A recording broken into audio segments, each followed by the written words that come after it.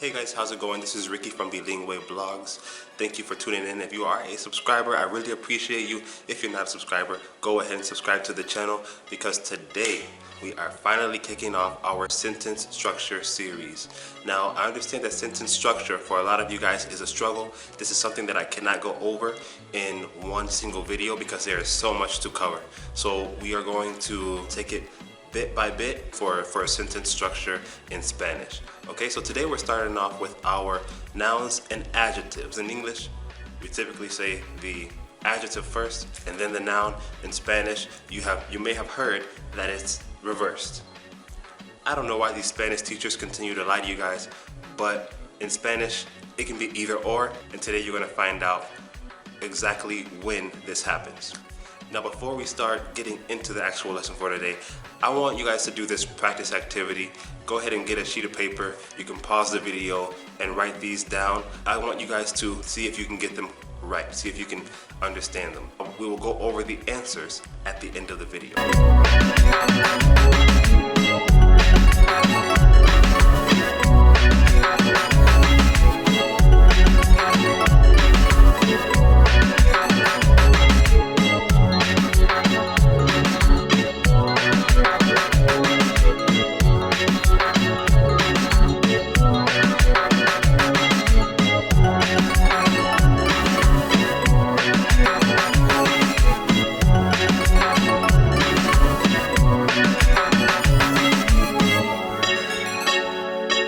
So as I said before, your Spanish teacher or maybe your Spanish book that you study from may have told you that your nouns will come before your adjective in Spanish. For example, el plato rojo. El plato is a noun, rojo is the adjective describing the noun, right? Now, this is true in a lot of cases. However, I want to go over several cases where this is not true. So that way we can be clear and we can start speaking better in Spanish. We can start writing better in Spanish, okay? So the first case that we'll find where the adjective comes before the noun will be with quantities. Why do I say quantities? Because this can be a number or it can be a general amount. For example, one versus a few. A few is not a concrete number. We just know that it's more than one, right? And then we know that one is just one. So anytime that we're dealing with numbers that are going to be describing our noun, we're going to put the number first, okay? So that's an adjective that will go before the noun. We typically don't even think of numbers as an adjective, describing a noun, but they are. So let's take a look at these few examples that we have here. Hay dos gatos. Quedan unos 20 pasajeros. Tengo 200 tarjetas. So let's break it down a little bit. The first one is simply, two cats. We typically don't see a number as an adjective describing a noun, but it still is. So, dos gatos is explaining cats. How many cats? In the second example, quedan unos 20 pasajeros, we see an indefinite number with a definite number. So they're both still quantities and they have to go before the noun. So unos 20 pasajeros means like 20 something, right? There are some 20 passengers remaining, about 20 passengers remaining. That's the kind of context that we get with that sentence. And the last one, tengo 200 tarjetas. You see I said 200. A lot of you guys may know the number 200. Your adjective agrees with your noun, so you have the endings. So if it's feminine, it's got to be feminine. If it's plural, it has to be plural. Singular, singular, masculine, masculine. The second case where we'll have to put our adjective before the noun will be with our demonstratives. The words that mean this, that, those, these. For example, este, esta, estos, estas. Ese, esa, esos, esas, right? We'll do another video on that at a later time. So let's take a look at these three examples here. Este plato es mío. Aquella noche me fui. Esos chamaquitos son ruidosos, okay? So we see that in all those cases, the demonstrative goes before the noun. Now, one thing I do want to say, this is why you cannot say always in Spanish, is because sometimes natives will change it up themselves and make it a little different. For example, if I want to say, el chamaquito ese es muy ruidoso, then you heard me use the noun before the demonstrative. El chamaquito ese es muy ruidoso. That is because it kind of has a negative connotation. It doesn't always have to be a negative connotation, but it typically has a negative connotation. So that's why natives will say it like that. El chamaquito ese. So that's just a native tip. But in 99% of your cases, you need to put the demonstrative first. You can do it 100% of the time. I'm just letting you guys know how natives speak, how natives will use a demonstrative sometime after the noun as opposed to in front of it. The third case that we have where our adjective will go before our noun will be with our possessive adjectives. So our possessive adjectives are like mi, tu, su, sus, nuestro, things like that. Don't get these confused with the possessive pronouns like mío, tuyo, suyo, because with the possessive pronouns, they will go after the noun. For example, ese tipo es amigo mío. That guy is a friend of mine. Okay? So I'm not gonna go too much into that because I wanna talk about the possessive adjectives. So let's take a look at these three examples. Mi tío tiene mucho cuarto. Sus chancletas son viejas. Tu carro está allá. The next case that we have where the adjective comes before the noun will be when we're talking about the best or the worst. If something is the best, if something is the worst, then we say that before the noun, okay? Mi mejor amigo, mi peor enemigo. Mejor amigo, peor enemigo. It comes before, it never comes after. So we never say mi amigo mejor, mi enemiga peor. Number 5, if we're talking about the essence or the nature of a noun, then typically, I'm gonna say typically, because it doesn't always end up this way, we will put the adjective before the noun. For example, la blanca nieve cae del cielo. El dulce chocolate es muy rico. El frío hielo. So we see in all of those cases, the adjectives that accompany those nouns are obvious. The next case that we have where we'll put the adjective before the noun will be, kind of for literary or poetic purposes. For example, if I wanted to say, me tienen loco sus tristes ojos. Usually I would say ojos tristes. Tú tienes ojos tristes. I wouldn't say tú tienes tristes ojos, pero because this is in a poetic form, it's a literary form, then I can say tus tristes ojos. Or another example, yo siempre rezo por su dulce beso. Right? That's very poetic sounding. I could say beso dulce, but for this purpose, I'm gonna say dulce beso because it's poetic. So this is where it gets a little difficult, right? This is where I think you guys may make the most mistakes because we have subjective meanings and we have objective meanings in Spanish. These are gonna use the exact same adjectives. So depending on where you place it, it will give it a different meaning, okay? So really pay attention to this part. If you're wanting to have a subjective phrase, and when I say subjective, I mean it's more having to do with emotion, with how you feel, with your opinion. How about let's put it that way. If you're wanting to state your opinion, then you will put your adjective before the noun. And then on the contrary, if you want to have an objective meaning of your sentence, in a more factual meaning, stating the facts, that means it's not biased, there's no emotions attached to it, it's just stating the facts as they are, then you will put the adjective after the noun. Okay, so let's take a look at these two examples. I want to pair these two together, okay? So the first one will be before, the second one will be after. El pobre gato está llorando. El pobre gato. Now, pobre means poor. It could also mean like unfortunate. So if I say el pobre gato, gatos, they don't really have money. So in this case, I would be saying the unfortunate cat is crying.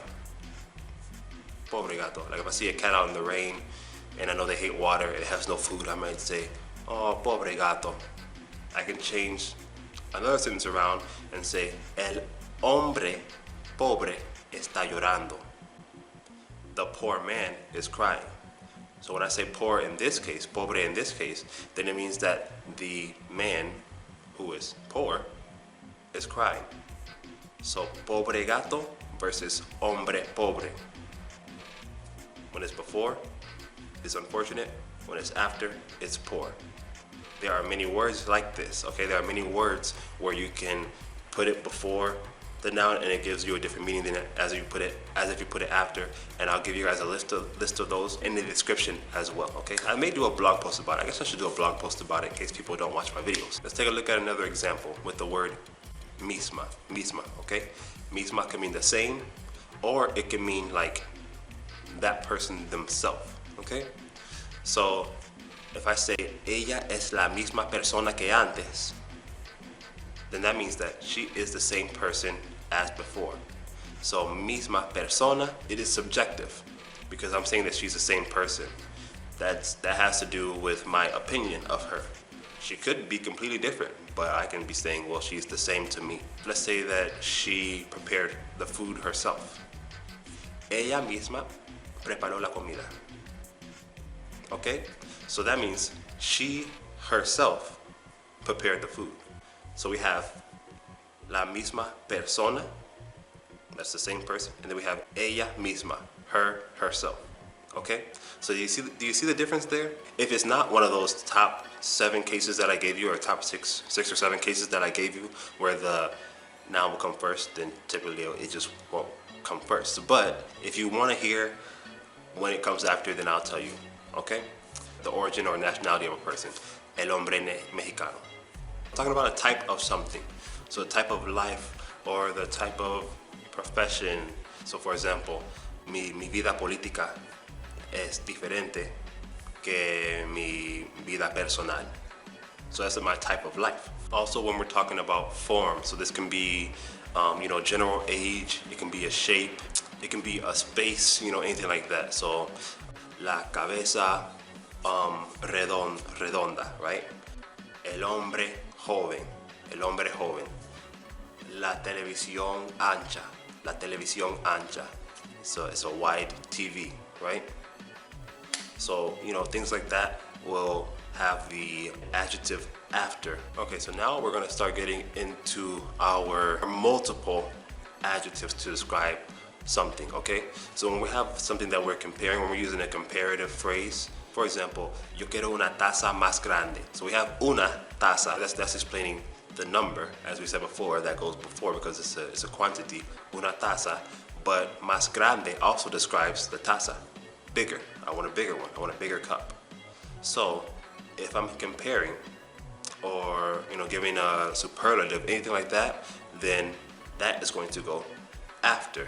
If it's más or muy or menos, things like that, then we're going to put them after the noun. When you do have multiple adjectives, you can put them all together. For example, if we're describing a girl using 3 different adjectives, a little girl, we can say la muchacha joven, bonita y callada.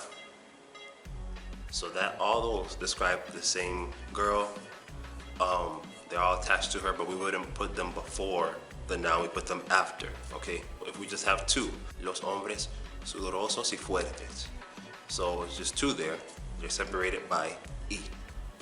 And so if it's something that we can't separate, something that is characteristic of the food, then we have to keep it all together. So for example, spicy Mexican food would be la comida mexicana picante.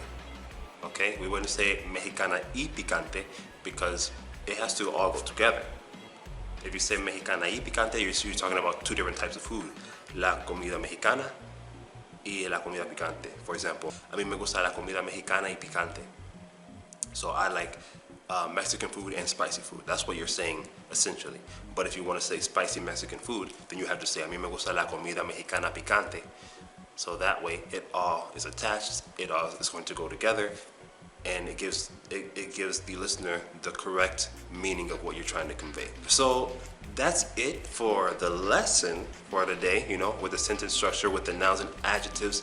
Hope you guys took notes. If you didn't, rewind the video, take notes, because I know it was a lot of information, but I'm telling you this will help you with your sentence structure. It may be a lot to think about right now, but as you practice, as you study these, it will become second nature. It'll be no problem at all to spit out a sentence correctly using the correct form of the noun before the adjective or the adjective before the noun. As promised, we're gonna go over the first drill that we did. Okay guys, so I'm gonna go over these really quickly. I'm not gonna give you the reasons as to why the answers are the way they are, or maybe for some of them I will, but for most of them I won't, because I want you to be able to figure that out.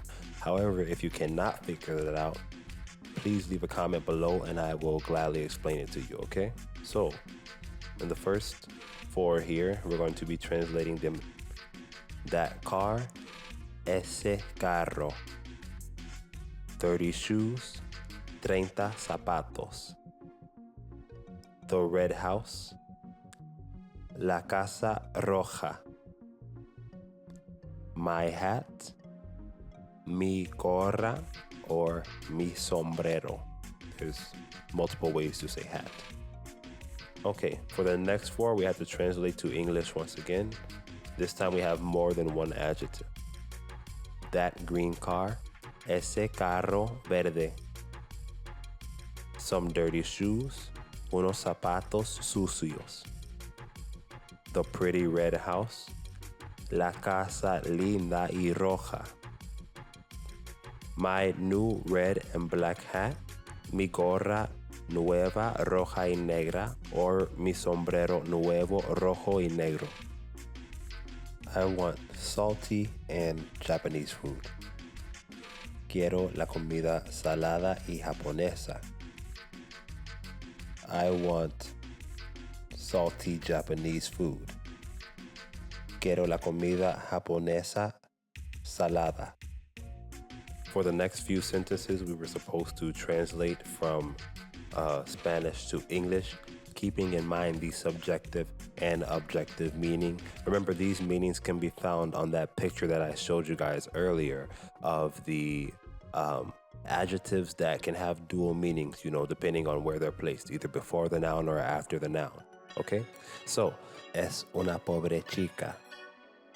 In that sentence, it will be, she is an unfortunate girl, or she is a poor girl. Because we can still say poor, but it's not talking about monetary things. It's talking about her spirit, I guess. So, es una pobre chica. She is an unfortunate or poor girl. The next sentence, es una chica pobre. That is monetary. Simply, she has no money. She is a poor girl. Poor meaning she has nothing, or she has very little. Next we have, fuimos a diferentes lugares. Fuimos a diferentes lugares. That would mean we went to various places. So that means that you and I together went to various places. That's the connotation with that, okay? That one would be subjective. However, the next one, fuimos a dos lugares diferentes, that would be objective, and that is that we went to 2 different places. You and I did not go to the same place. We went to 2 different places in 2 different locations. So there we go, we're all finished up with that. Let me know how you guys did in the comments. I hope this video really helps you to grasp how to use nouns and adjectives in Spanish. It's way more than, oh, always put the noun before the adjective. It's not always going to be that way, guys. So, you know, if you like the video, go ahead and share, go ahead and subscribe, like and comment as well. Well, in the comments, I actually want you guys to do something for me. Since I don't have all my videos recorded right now, I'm doing it just like I did the pronunciation series, where I record them as I go and I put them all into a playlist. So you guys will have that playlist on my channel after it's all said and done. It'll also be on bilingueblogs.blogspot.com. But I want you guys to tell me which video you want to see next. You have a choice. You can either see a video about when to use the infinitive versus when to use the gerund, because I see a lot of you guys in the comments using the wrong thing.